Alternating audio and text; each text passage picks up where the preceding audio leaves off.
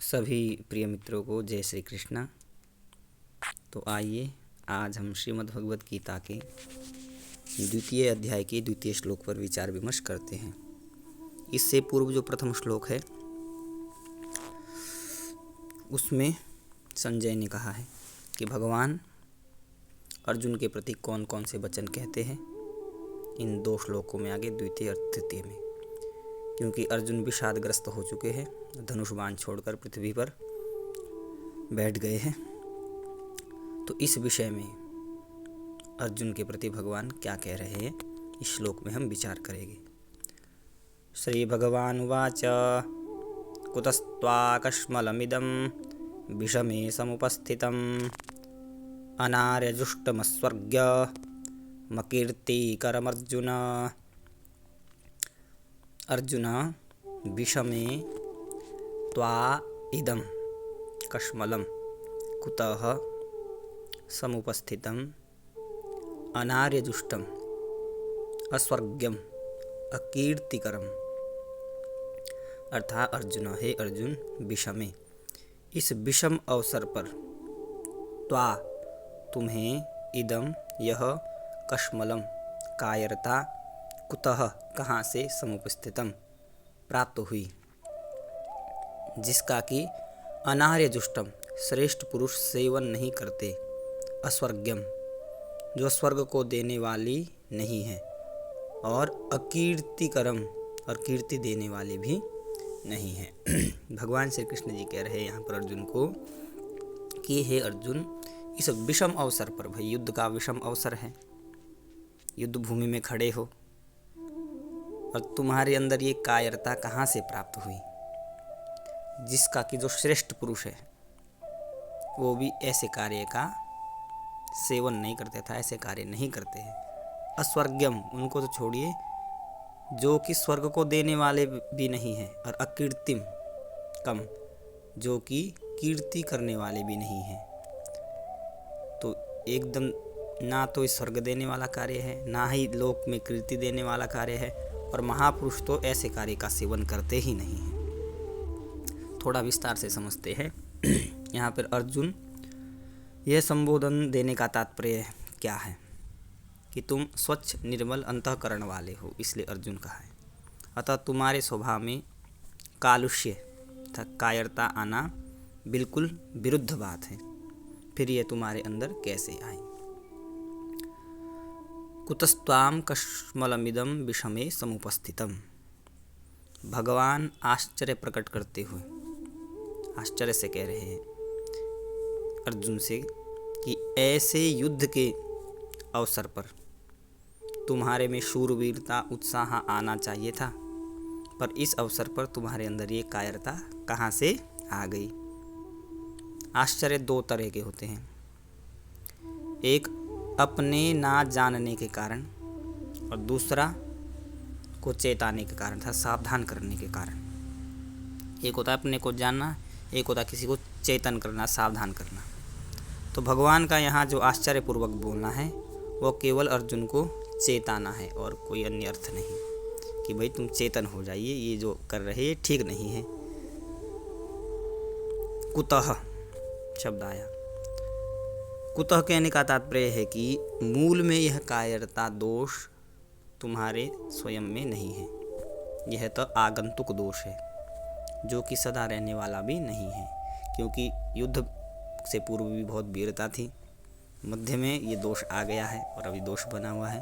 तो ये कोई पहले से दोष नहीं, आगंतुक है, ये आया है तो ये जाएगा भी, इसमें कोई संशय नहीं है। समुपस्थितम कहने का तात्पर्य है कि यह कायरता केवल तुम्हारे भावों में और वचनों में ही नहीं आई, किंतु तुम्हारी क्रियाओं में भी आ गई। समुपस्थितम, इसलिए समुपस्थितम में कि क्रिया में भी आ गई, यह तुम्हारे पर अच्छी तरह से छा गई है, जिसके कारण तुम क्रिया में धनुष बाण छोड़कर रथ के मध्य भाग में बैठ गए हो। अनार्यजुष्टम, अनार्यजुष्टम अर्थात समझदार या श्रेष्ठ मनुष्य में जो भाव पैदा होते हैं वे अपने कल्याण के उद्देश्य को लेकर ही होते हैं। जो श्रेष्ठ पुरुष हो केवल अपना कल्याण चाहते हैं, कि मैं अपने को समझूं, मेरा कल्याण क्या है, मेरा क्या कर्तव्य। वो होते श्रेष्ठ जन। इसलिए श्लोक के उत्तरार्ध में भगवान सबसे पहले उपर्युक्त पद देकर कहते हैं कि तुम्हारे में जो कायरता आई है उस कायरता को श्रेष्ठ पुरुष स्वीकार नहीं करते हैं। सबसे प्रथम यही कहा, कारण कि तुम्हारी इस कायरता में अपने कल्याण करने की भी कोई सामर्थ्य नहीं है, क्योंकि सबसे पहले अपना कल्याण ही चाहना चाहिए। और कल्याण चाहने वाले श्रेष्ठ मनुष्य प्रवृत्ति और निवृत्ति दोनों में अपने कल्याण का ही उद्देश्य रखते हैं, उनका अन्य कोई रास्ता नहीं होता है। उसमें अपने कर्तव्य के प्रति कायरता उत्पन्न नहीं होती। परिस्थिति के अनुसार उनको जो कर्तव्य प्राप्त होता है उसको वे कल्याण प्राप्ति के उद्देश्य से उत्साह और तत्परतापूर्वक सांगोपांग करते हैं। वे तुम्हारे जैसे कायर होकर युद्ध से या अन्य किसी कर्तव्य कर्म से उपरत नहीं होते। अतः युद्ध रूप से प्राप्त कर्तव्य कर्म से उपरत होना तुम्हारे लिए कल्याणकारक नहीं है। प्रथम। अब दूसरा पद आया अस्वर्ग्यम। कल्याण की बात सामने ना रखकर, कल्याण तो बहुत ऊंचे वाला, अपना कल्याण चाहना बहुत ऊंचे वाली स्थिति है, उसको अगर सामने बना रखकर अगर सांसारिक दृष्टि से भी देखा जाए तो संसार में स्वर्गलोक ऊंचा है, परंतु तुम्हारी यह कायरता स्वर्ग को भी देने वाली नहीं है। अर्थात कायरता पूर्वक युद्ध से निवृत्त होने का फल स्वर्ग की भी प्राप्ति नहीं हो सकता। अब तीसरा आया अकीर्तिकरम। अगर स्वर्ग प्राप्ति का भी लक्ष्य ना हो, इसको भी छोड़िए, तो अच्छा माना जाने वाला पुरुष या प्रतिष्ठित जो पुरुष होता है वही काम करता है जिससे संसार में उसकी कीर्ति हो। भाई जो प्रतिष्ठित व्यक्ति हो कम से कम इतना काम तो करेगा कि संसार में उसकी कीर्ति, उसका गुणगान हो।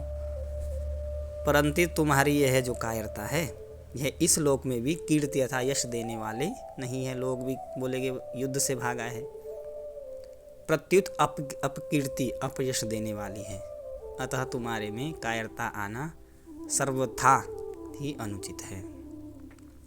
भगवान ने यहाँ 3 पद का प्रयोग किया है, अनार्यजुष्टम, अस्वर्ग्यम और अकीर्तिकरम। ऐसा क्रम देकर 3 प्रकार के मनुष्य बताए हैं। ये तीनों कर्म दिए, अनार्यजुष्टम, अस्वर्ग्यम, अकीर्तिकम। तो 3 प्रकार के मनुष्य बताए हैं। पहला कैसा है, जो विचारशील मनुष्य होते हैं वे केवल अपना कल्याण ही चाहते हैं, स्वयं की खोज। उनका देह उद्देश्य केवल कल्याण ही होता है। और दूसरा, जो पुण्यात्मा मनुष्य होते हैं वे शुभ कर्म के द्वारा, अच्छे शुभ कर्म के द्वारा स्वर्ग की प्राप्ति चाहते हैं। वे स्वर्ग को ही श्रेष्ठ मानकर उसकी प्राप्ति का ही उद्देश्य रखते हैं। तीसरा जो कहा है, जो साधारण मनुष्य होते हैं वे संसार को ही आदर देते हैं, इसलिए वे संसार में अपनी कीर्ति चाहते हैं और उस कीर्ति को ही अपना ध्येय मानते हैं। उपर्युक्त तीनों पद देकर भगवान अर्जुन को सावधान करते हैं कि तुम्हारा जो ये युद्ध न करने का निश्चय है, यह विचारशील और पुण्यात्मा मनुष्य के ध्येय कल्याण और स्वर्ग को प्राप्त करने वाला भी नहीं है, तथा संसाधारण मनुष्य के ध्येय अर्थात कीर्ति इत्यादि प्राप्त करने वाला भी नहीं है। अतः मोह के कारण तुम्हारा युद्ध न करने का निश्चय बहुत ही तुच्छ है, जो कि तुम्हारा पतन करने वाला है और तुम्हें नरकों में ले जाने वाला है और तुम्हारी अपकीर्ति करने वाला है। इस श्लोक में भगवान ने 3 पदों से अर्जुन को संबोधित किया कि ना तो ऐसा श्रेष्ठ पुरुष करते हैं जो कि अपने कल्याण की खोज करते हैं, ना ही स्वर्ग की प्राप्ति का साधन है और ना ही संसार में कुछ कीर्ति पाने का ये साधन है। तुम इनसे भी तुच्छ हो चुके हो। और अगले श्लोक में अभी और भगवान अर्जुन के इस विषाद के बारे में कहेंगे। आज के लिए यहाँ पर ही। जय श्री कृष्ण, जय श्री राधे।